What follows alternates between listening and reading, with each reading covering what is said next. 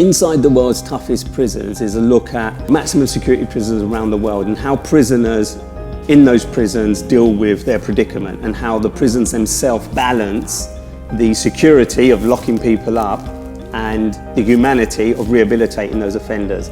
So my challenge was to go in these prisons and meet people and talk to them about their experiences and experience for myself. And that for me was a challenge, having spent 12 years in prison trying to get out of prison. Here I am willingly going into some of the world's toughest prisons for Netflix. The series came about because Netflix wanted somebody with credibility and with experience to go in and treat people with humanity and to ask questions that others probably couldn't dig deep enough. And because I have the experience and I have the aura around prisoners to understand and empathize with them, they thought I would be the right person. I mean, it wasn't a done deal. I had to do a taster tape for Netflix. They wanted to see who the presenter of this series that was already sort of suggested to them, and they liked me, they liked what I was about, and they wanted me to do the series. Getting into prisons is not easy. You have to approach the governments, you have to approach the directors of these prisons and negotiate with them the access, because allowing international journalists into their prisons to expose what life is like inside some of these world's toughest prisons is a big ask for a government, because it can be quite embarrassing. But I think we did a very professional and honest job.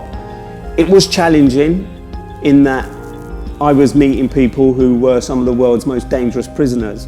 There was never a moment during the making of the Netflix series that I didn't feel threatened. There wasn't a moment that I wasn't on my guard all the time.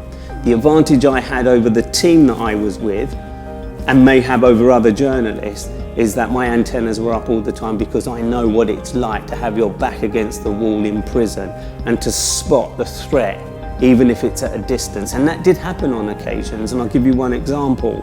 We were in the Brazilian pavilion talking to Brazilian prisoners who have themselves killed other prisoners. Very dangerous place, very challenging.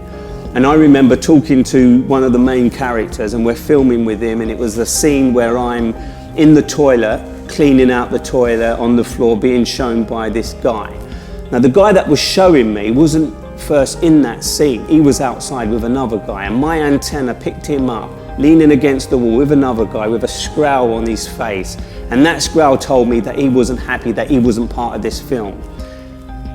That means that if he then started aggravating other prisoners, why are we not involved? It could have turned into a really ugly scene. They may have tried to kidnap us, they may have attacked us. And I quickly realized what was going on and would say to my team, you need to bring him in. He needs to feel a part of this. And so he was. He was brought in, and he was the one who was showing me how to clean the toilets and what you do to shower. And he had big smiles on his face. 5 minutes before that scene, he was just outside of the cell looking menacing and angry. And that menacing, angry look could have turned into a very violent moment.